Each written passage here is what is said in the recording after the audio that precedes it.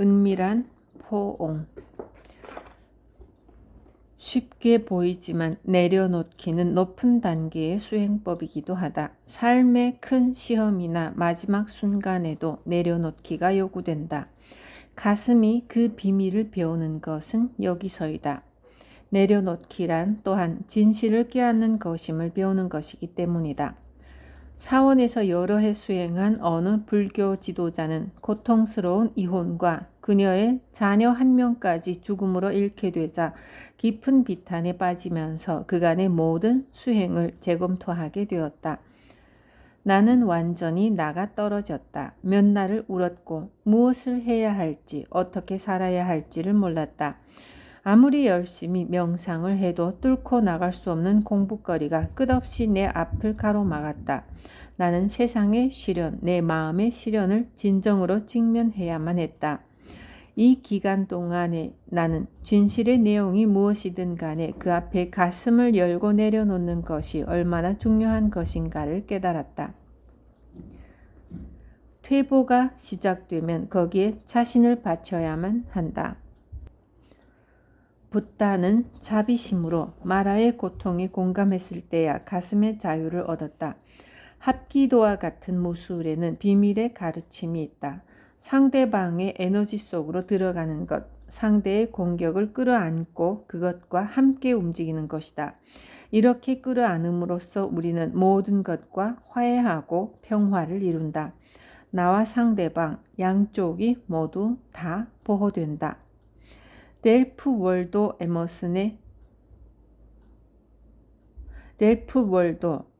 에머슨의 장난기 어린 경구가 이것을 잘 지적한다.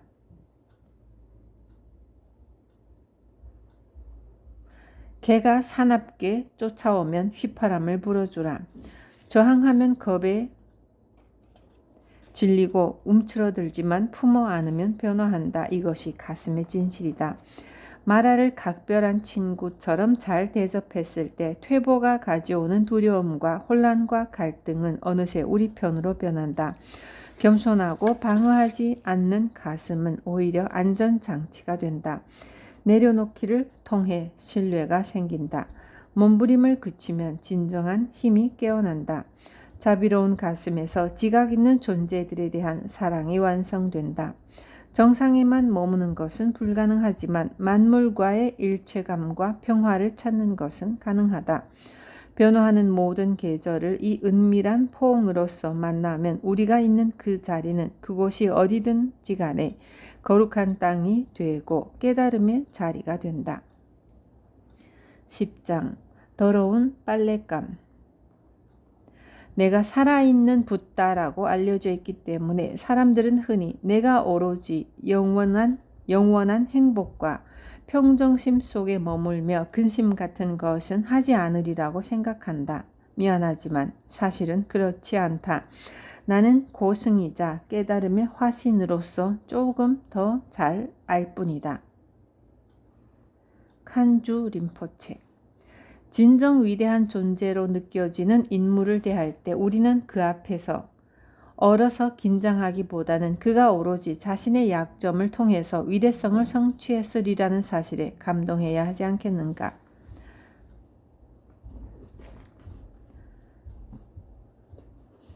루 앙드레아스 살로메.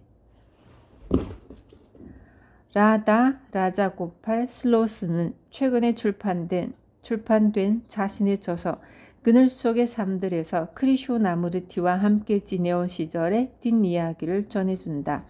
그녀는 전 세계 수만 명의 제자들을 일깨워준 그의 타고난 용기에 대해 그리고 그녀의 계부로서 여러 해 동안 자신을 사랑해준 일들을 기록하고 있지만 그녀는 또한 크리슈나무르티가 절친한 친구이자 사업상 매니저였던 그녀의 아버지 몰래 어머니와 20년 동안이나 정사를 벌였던 사실을 처음 알았을 때 받았던 엄청난 충격에 대해서도 이야기하고 있다. 그 밖에 그녀는 크리슈나무르티가 그러고도 여전히 강박적으로 다른 여자를 남몰래 원했던 사실, 은밀한 낙태와 이중인격적인 은폐, 갈수록 심해지는 사치벽, 자신의 수행원들과의 오랜 법정 투쟁을 야기한 그의 오만함과 경직성에 대해서도 언급하고 있다. 이런 사실들은 그를 잘 아는 사람들을 통해서도 알려져 있다. 하지만 라다가 이에 대한 그의 입장을 물었을 때 크리슈나무르티는 화를 벌컥 내며 반발했다. 나에게는 에고가 없다. 이런 이야기와 이와 비슷한 많은 일들을 우리는 어떻게 보아야 할까? 모든 영적 스캔들은 그저 특수한 상황의 실패 사례에 지나지 않는 것인가? 아니면 거기에는 거의 원형적인 어떤 힘의 역학이 존재하는 것일까? 만일 그것을 알 수 있다면 영적인 길에 이러한 뒷골목들을 좀 더 의식적으로 헤쳐나가는데 도움이 될지도 모른다. 사리분별의 지혜 얻기. 자신이나 타인의 실패담을 들먹이기 이전에 비교하고 노여워하거나 자신을 합리화하려는 태도가 아니라 사려 깊고 열린 태도를 지니고 이 영역에 발을 디딜 수 있도록 우리의 눈과 가슴을 먼저 살펴보는 것이 중요하다. 이런 때 필요한 것은 사리분별의 지혜이다. 깔라마수트라에서 붓다는 수행자들에게 어떤 것이 지혜롭고 건전한 것인지, 어떤 것이 지혜롭지 못하고 불건전한 것인지를 어떤 경전이나 가르침이나 권위에도 의존하지 말고 각자가 홀로 정직하게 살펴보라고 가르친다. 알코올 중독자들의 모임에서 대담하고 도덕적인 자산이라고 부르는 이것은 배우는 이에게나 가르치는 이에게나 보람있고 요긴한 훈련이 될 것이다. 사리분별의 지혜란 명철하게 보는 것을 의미한다. 옷이 더러워져서 빨아야 할 필요가 있는지를 식별할 때와 마찬가지로 어떤 문제를 대하는 첫 단계는 현재 상태에 대한 정직한 감정이다. 영적 단체의 문제를 대할 때 우리는 우리의 믿음, 우리의 단체, 우리의 스승, 그리고 우리 자신에 대해 의문을 제기할 수 있는 용기를 가져야 한다. 고통스러운 진실을 직시하고 늘 상호 연결성에 대한 이해와 자비심을 지닌 채 자신과 타인을 향해 말함으로써 분리를 종식시켜야 한다. 처음에는 두려울 수도 있지만 이 단계의 실천만으로도 놀라운 치유가 일어난다. 우리는 진실을 믿을 수 있다는 것을, 그리고 진실이 자유를 가져옴을 깨달아야 한다. 아무리 대담하더라도 사리분별의 지혜는 또한 자비심에 기초해야 한다. 자비심은 문제만이 아니라 그 이전의 원인과 상황을 오도해온 숨은 의도까지 통찰하게 해준다. 그것은 가혹한 심판의 눈으로 보는 것이 아니기 때문에 그것이 교묘한 의도에 의한 것인지 순간적인 미혹에 의한 것인지도 분간해낼 수 있는 것이다. 그뿐만 아니라 사리분별의 지혜는 모든 전통과 모든 스승들이 장점과 단점을 동시에 지니고 있음도 알고 있어서 좋은 것은 취하고 나쁜 것은 버릴 수 있다. 또한 사리분별의 지혜에는 겸손과 호의가 있다. 그것은 완벽을 요구하지 않으며 양쪽 측면을 동시에 보고자 하며 모든 상황에서 배우고자 하며 어려움을 인정하고 그 원인을 이해하고자 한다. 그러면 이런 열린 태도를 지니고 영적 지도자들이 그들의 여정에서 부딪히게 되는 주된 문제들을 몇 가지 살펴보기로 하자. 문제가 잘 발생하는 주요 영역. 영적 단체에서 위험하게 여기는 분야 중에 하나는 권력의 남용이다. 이것은 스승이나 지도자가 그 단체의 모든 힘을 마음대로 휘두를 때 발생하기 쉽다. 스승이 원하는 바가 최고의 권위일 때, 제자들이 스승의 한마디 한마디를 깎듯이 받들어 모실 때, 의문을 제기하는 것이 저지되고 반응을 경청하는 것이 이루어지지 않을 때, 스승은 쉽사리 제자들의 목숨을 좌지우지할 수 있게 된다. 그것이 모두 제자들을 위한 것이라는 미명하의 말이다. 부지불식 간에 중독된 권위가 지혜를 대신하고 사랑은 스승이 정하는 바에 따라 분배되는 하사품으로 변질되어 간다. 권력이 남용되면 파벌과 알력 싸움이 생긴다. 남겨지는 자들이 있고 버림받거나 처벌받는 자들이 있다. 파벌과 가신, 그룹, 비밀과 권력 투쟁이 생긴다. 가장 고통스러운 것은 권력의 남용이 망상증과 사교 집단과 여타의 끔찍한 일들을 만들어낸다는 것이다. 스승과 단체의 두 번째 문제 영역은 돈의 오용이다. 영적인 삶에서 발견하게 되는 은총은 후덕한 너그러움을 일깨워 주어서 성공한 단체에는 돈이 흘러 들어오기 시작한다. 신을 위해, 사원을 짓기 위해, 지도자의 신성한 사업을 위해서. 대부분의 종교 전통은 단순한 생활 방식에 젖어 있으므로 그 지도자들은 돈을 만지는 데 미숙하다.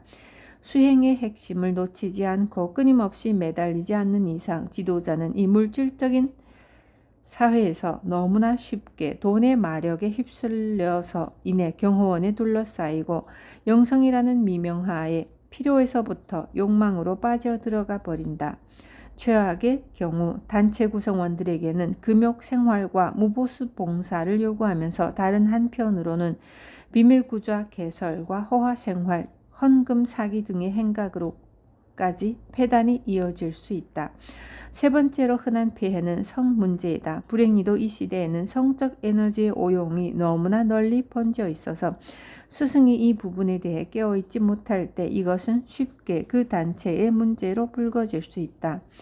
대부분의 영적 가르침이 요구하는 금욕주의와 스승의 욕망이 부딪힐 때 생긴 양면성은 은밀한 스캔들을 만들어낸다. 스승에게 접근하는 대가로 교환되는 섹스, 탄트라의 이름으로 제자가 스승에게 바치는 섹스 등 다양한 형태의 성적 착취가 일어난다.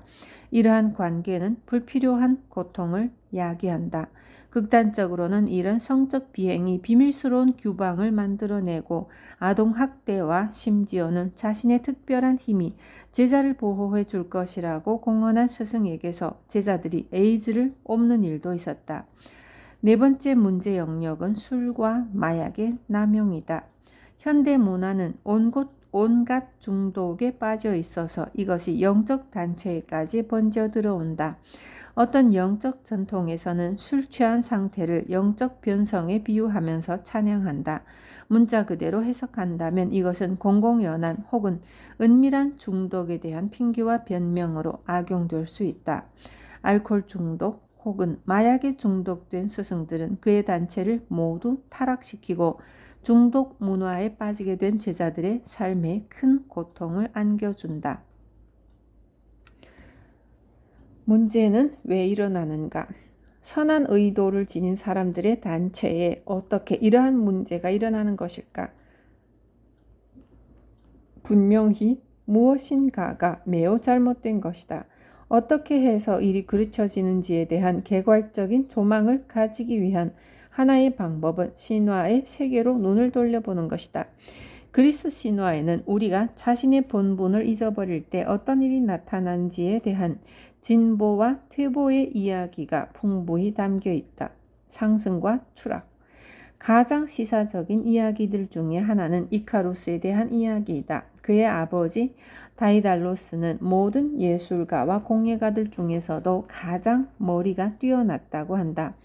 아테네 출신인 그는 크레타로 가서 미노스 왕의 주문대로 무서운 미노타우로스를 가두어 놓을 놀라운 미궁의 함정을 설계했다. 하지만 다이달로스가 미노스 왕의 눈 밖에 나자 그의 아들 이카루스는 감옥에 갇히게 되었다. 처음에는 자신이 설계했던 미궁에 갇혔다가 나중에는 바닷가에 있는 돌탑 위에 갇혔다. 다이달로스는 곧 그곳을 탈출할 방법을 생각해냈다. 부자는 빵 조각을 모아두었다가 그것으로 갈매기를 탑 안으로 유인하여 꾸준히 갈매기의 깃털을 모았다. 그리고 한편으로는 촛농도 모았다. 다이달로스는 깃털을 실로 꿰고 촛농으로 붙여서 한 쌍의 날개를 만들고 나는 방법을 터득했다.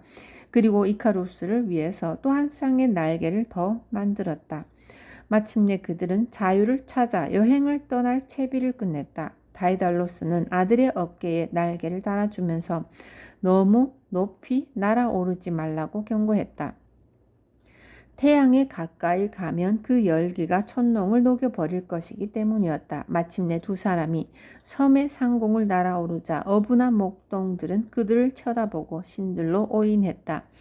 크레타 섬이 뒤로 사라지자 이카루스는 자신의 날개가 대견해지기 시작했다. 그는 높이 솟아올라 비상의 자유를 만끽하기 시작했다. 그는 높이 더 높이 태양에 더 가까이 다가갔다.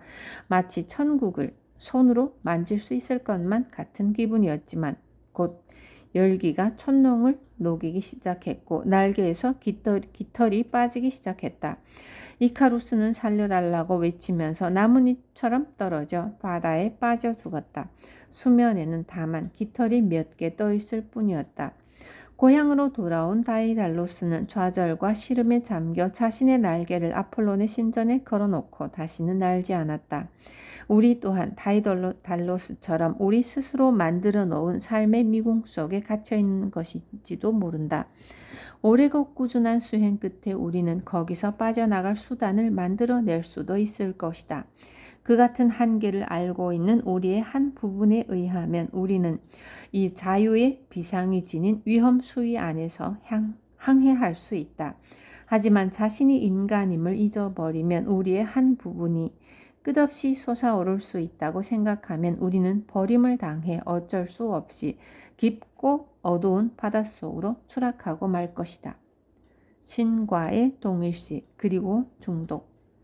이카루스의 신화에서 보듯이 비상은 신의 영역이지 인간의 영역이 아니다. 수행을 하다 보면 우리의 의식은 정말 신이나 어떤 원형, 곧 이상적인 가능성과 동일시할 수 있다. 이것은 가치 있는 일일 수 있지만 단지 그것이 수반하는 것이 무엇인지를 이해하는 한도 내에서만 가치가 있을 수 있다. 원형적 동일화란 붓다나 예수 또는 완벽하게 순수한 스승과 같은 완전한 존재가 되려고 하는 것을 의미한다. 신의 세계는 매혹적이다. 자유의 맛을 보면 그 체험은 우리를 휩쓸어 가버릴 수 있지만 자신이 거기에 머물 수 있다고 믿고 땅으로 시간적 현실로 인간으로서의 삶으로 돌아오지 않는다면 문제가 일어난다. 심리학에서는 이러한 역학을 자만이라고 부른다. 스승의 지위가 남용되는 대부분의 경우 스승이 의도적으로 부정직한 것은 아니다. 스승을 완전하다고 믿고 싶어하는 제자들에게 둘러싸이면 그들은 그 압박감을 해소할 나름의 방법에 의지하게 된다. 곧 스승으로서의 권위에 동화되는 것이다. 스승과 제자들 양쪽에 의해 동시에 양쪽 다 선의에서 출발하여 집단 중독이 진행된다. 하지만 이 비현실적인 기대의 분위기 속에서 스승은 외부와의 연결이 단절되고 감각을 잃어버리기가 쉽다. 마치 추락하기 전에 이카루스처럼 그들은 자신이 영원히 날 수 있을 것처럼 느낀다. 단절과 부인. 한 단체가 세상으로부터 자신을 단절시키거나 사교 집단 같은 폐쇄성을 지향하기 시작하면 현실적인 자기 점검이 불가능해진다.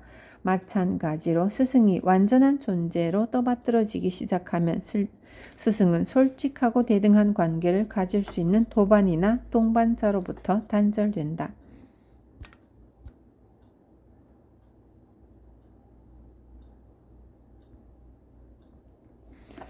이렇게 되면 단체의 구성원들은 실제로 벌어지고 있는 상황에 대한 정확한 통찰력을 잃어버리기가 쉽다.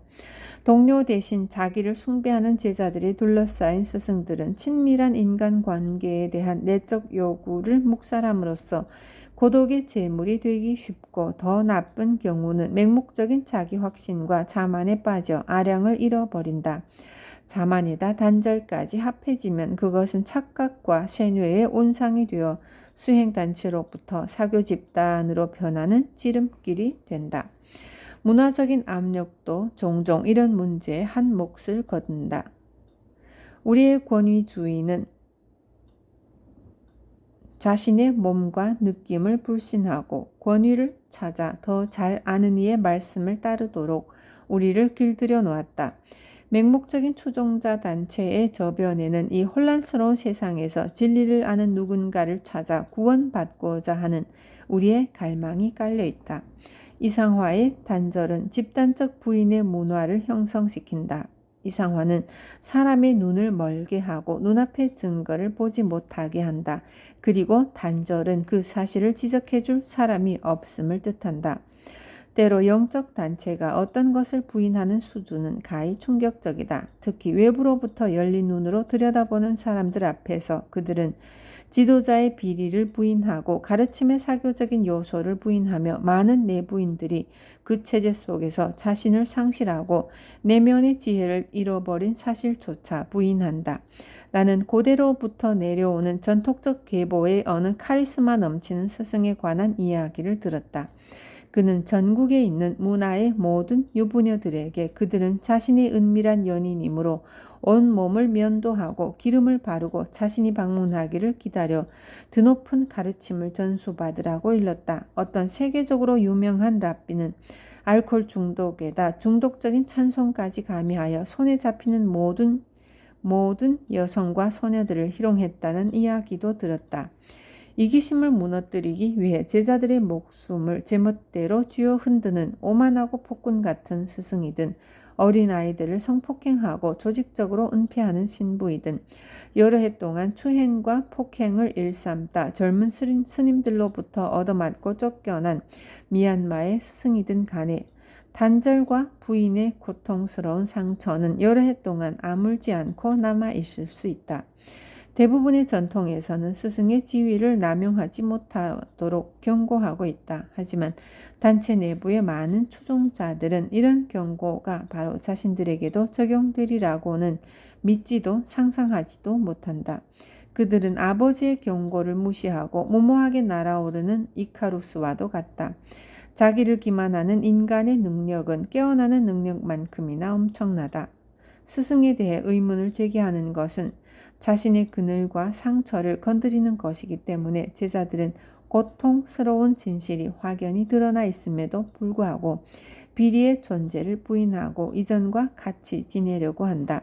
심지어 제자들은 스승의 비리를 분명히 전해 듣고도 혹은 돈과 권력과 섹스의 남용 사실이 전국적으로 폭로되어도 그것을 믿지 못한다. 한편 망상에 빠진 스승들은 장황한 말로써 자신의 행위를 정당화한다. 나는 돈과 권력을 모두의 이익을 위해서 썼다든가 그것은 섹스가 아니라 탄트라의 가르침이다. 또는 나는 많은 사람들에게 도움을 줌으로 나 자신도 약간의 후원과 위안이 필요하다는 등의 이유를 든다. 비상의 유혹은 그만큼 저항하기가 힘들다. 카리스마와 지혜의 혼동. 영적인 착각을 일으키는 또 다른 이유는 카리스마를 진정한 지혜와 혼동하기 때문이다. 어떤 영적 지도자들에게는 비범한 의식 상태를 이끌어낼 수 있는 능력이 있다.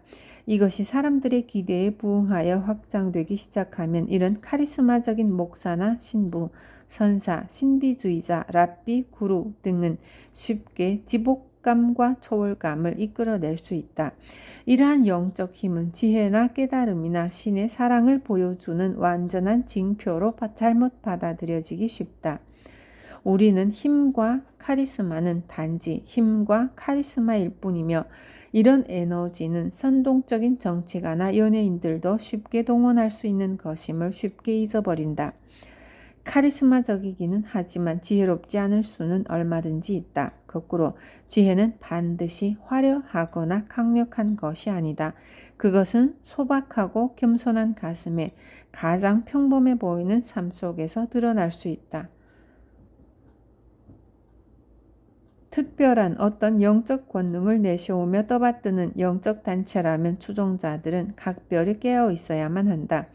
비밀의 가르침이나 고대로부터 내려왔다는 비전의 계보가 새삼스럽게 부각된다든지 어떤 특별한 그룹의 사람들이 선택되어 구원을 받거나 깨달음을 얻는다는 등의 소문이 퍼지기 시작하면 그 단체는 사교 집단으로 변질될 시기가 무르익은 것이다. 물론 이것은 언제나 실제로 그렇게 된다는 것은 아니지만 맹목적인 카리스마의 무대에서 흔히 발생하는 전형적인 위험의 징조이다.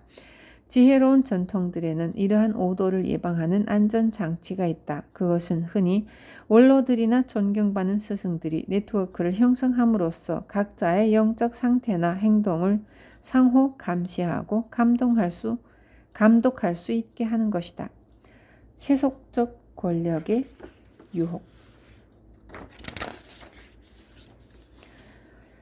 십자군 전쟁으로부터 이슬람교의 성전에 이르기까지 부패한 교직자들과 폭압적인 주교로부터 면죄부에 이르기까지 서양의 조직화한 종교들이 권력을 악용한 역사는 잘 알려져 있지만 어째서인지 우리는 동양의 종교나 명상수행의 전통은 이런 형태의 부패로부터 거리가 멀다고 생각해왔다.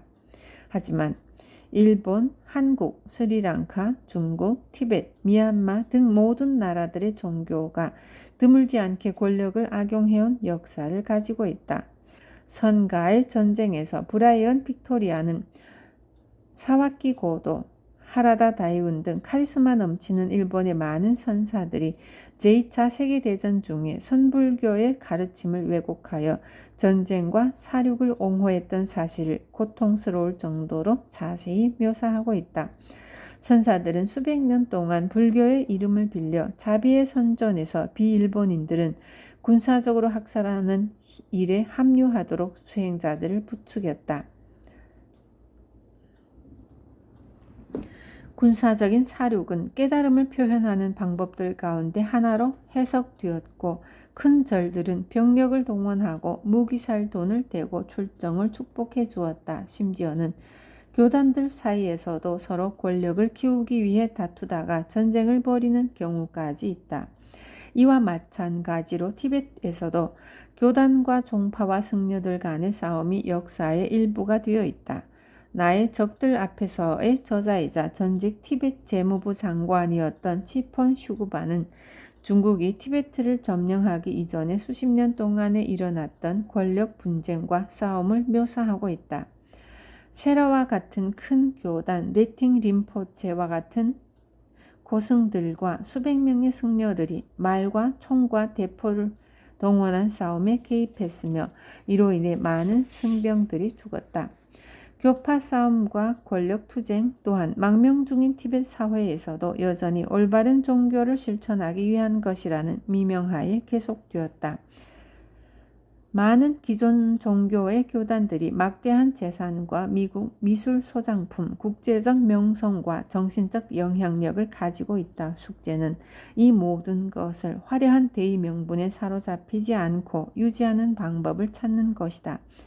지혜로운 영적 지도자라면 비단옷을 입고 왕과 담소하든 누더기 옷을 입고 홀로 사막에서 살든 상관없이 단순한 정신과 자유로운 가슴을 지닐 것이다. 모든 존재에 대한 진정한 사랑을 지닌 사람이라면 진리 속에 파묻혀 사는 호사에 비하면 정치적 권력 따위는 보잘것없는 무용지물임을 알 것이다. 인간성을 배제한다는 것. 인간의 세속적인 갈망에 대한 부인은 전 세계의 영적 전통들에 널리 받아들여지는 이상화의 한 형태라서 그것을 있는 그대로 다시 들여다보아야 할 필요성이 대두되고 있다. 동서양을 막론하고 일부 영적 전통들에서는 개인적인 요구나 욕망은 아예 가지지 않는 것이 최선이라고 가르친다. 이 환상적이고 완벽주의적인 이상은 평범한 일상의 인간관계와 요구의 가치를 인정하지 않고 영적인 존재가 그들의 국한된 종교적 역할밖에 삶을 가짐으로써 얻을 수 있는 이득을 부인한다. 이런 이상에서는 스승이나 수도원장이나 지도자들이 세상을 초월하고 성자와 같은 단순함과 금욕적인 순수함을 유지하기를 기대한다. 단순한 삶을 선택하는 것은 큰 덕목이기는 해도 금욕적인 삶을 실천하는 것이 욕망을 부인하는 것과 혼동되어서는 안 된다. 금욕주의 그 자체는 단순한 삶을 의식적으로 선택하는 것이다. 음식과 의복과 행동의 단순함은 내적 포기를 메워 바깥 세상의 유혹으로부터 자신을 해방시키기 위한 의도적인 방법이 될 수 있다. 독신주의도 마찬가지로 포기의 한 표현 방식으로서 선택할 수 있다. 수녀나 신부나 승려들은 성적으로 짝지어진 관계의 영향권에서 벗어남으로써 기도와 헌신과 단체 생활에 삶을 온전히 바칠 수 있게 된다. 이런 의미에서 의도적인 금욕과 독신의 길은 가치 있고 존중할 만하다. 이것은 건전한 순수성을 지니고 있음을 보여주는 표시는 이것이 건전한 순수성을 지니고 있음을 보여주는 표시는 다음과 같다. 즉 이런 역할을 자임한 사람이 자신의 욕구를 그저 억눌러 버리거나 그것의 존재를 부인하지 않고 성애와 인간적 친교와 모든 종류의 감정을 충분히 인정하되 그것을 풍성한 영적 삶 속으로 포용하는 것이다. 우리의 영적 시각 속에 인간성을 거부하는 태도가 자리 잡을 때 문제가 일어난다. 구도자들에게는 이것이 청교도적인 두려움을 가지고 자신을 경험으로부터 스스로 단절시키는 것을 의미한다. 스승들에게도 마찬가지다. 오랫동안 사람들로부터 사심없고 죄를 짓지 않는 순수성에 대한 기대를 받다 보면 자신의 그늘진 면을 억압하게 되거나 그것에 대해 무지해질 수 있다. 이처럼 그릇된 이상화에 사로잡힌 지도자에게는 인간적인 요구, 성욕, 슬픔, 취약성 등이 쉽게 간과될 수 있다. 이런 이상에 치우친 영적 체계들은 이런 현실에 어떻게 대처해야 하는지에 대한 실제적 도움이나 가르침을 거의 주지 못하지만 우리의 경지가 아무리 순수하고 고상하더라도 간과된 인간성은 돌아올 것이며 충족되지 않은 요구는 다시 나타날 것이다. 이카루스의 몸은 인간의 무게를 가지고 있는 마라는 고맙게도 때를 잊지 않고 우리를 방문해준다. 육신의 요구와 인간적인 요구를 인정하지 않으면 그것은 악마로 만들어져서 타인에게 투사될 수 있다. 이것이 망상증에 불을 붙이고 마녀사냥과 종교 재판을 만들어낸다. 수행단체는 삶의 많은 측면들에 대해 두려워하며 살 것이다. 지혜와 거룩함으로 널리 알려진 한 가톨릭 대순회 원장이 수십 년 전에 한 묵상 수도원을 창설했다. 그녀는 수녀들과 성직자 지망자들이 몸과 감정의 에너지를 돌볼 필요가 있음을 알고 있었다. 하지만 그녀는 이 때문에 처벌을 받았다. 교회 당국은 명상이니 호흡요법이니 개인 치료이니 하는 이단적인 방법들이 일상적인 기도와 침묵에 병행하여 행해진다는 소문을 듣고는 그 수도원을 갑자기 폐쇄시켜버린 것이다. 그녀는 우리 수도원이 성스러운 것에다 호흡과 몸을 포함시켰다는 이유로 어떤 일을 겪어야 했는지는 믿을 수가 없을 정도이다 라고 말했다. 하지만 토마스 머튼은 그의 영적 지도자의 허락하에 불교 명상법을 수행했다. 다른 데서와 마찬가지로 영적 당국들도 그 이해와 시각이 천차만별인 것이다.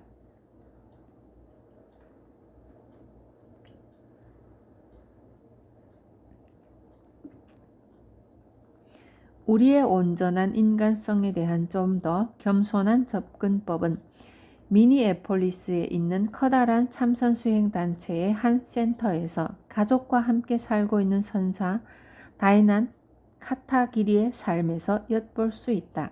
그가 치명적인 암 선고를 받았을 때 많은 제자들이 그를 도우러 왔지만 그들은 한편으로 스승마저 평범한 인간의 약점을 지니고 있다는 생각에 두렵고 혼란스러웠다.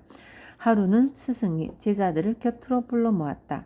너희들이 나를 주시하고 있다는 것을 알고 있다. 너희들은 선사는 어떻게 죽는지를 보고 싶은 거지. 네, 보여주마. 그러면서 그는 발버둥질을 하고 팔을 내두르면서 소리쳤다. 난 죽고 싶지 않다. 난 죽고 싶지 않아. 그러고 나서 그는 몸부림을 멈추고 제자들을 올려다보았다. 나는 내가 어떻게 죽을지를 모른다. 어쩌면 고통과 두려움 속에서 죽을지도 몰라.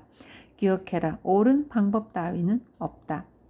여기에 다른 사람들의 삶으로부터 자신을 분리시키지 않은 스승, 시간은 일어날 일을 일어나게 한다는 것을 안 스승이 있다. 스승과 그 단체가 인간적인 요구와 감정을 내놓고 인정하는 태도 속에서 살면 그들은 그 방식 속에서 편안함을 발견할 것이다. 물론 여러 가지 문제가 발생하겠지만 그것은 모두가 언젠가는 부딪혀야 할 흔한 문제로 인식될 것이다. 하지만 단체의 정신이 비판에 대한 두려움에 젖어 있으면 비밀주의와 위선이 번져 있게 되고, 그러다가 그 초인간적인 가면에 금이 가면 그보다 훨씬 더 큰 손상을 입을 것이다. 이것은 독신주의를 지키는 단체이든 제가 수행을 하는 단체이든 상관없다. 성직자든 평신도든 누구도 감정과 인간관계가 일으킬 수 있는 폭풍우 앞에서는 흔들리지 않을 수가 없다. 이 폭풍우야말로 우리가 수행해야 할 비옥한 토양 중의 하나이다.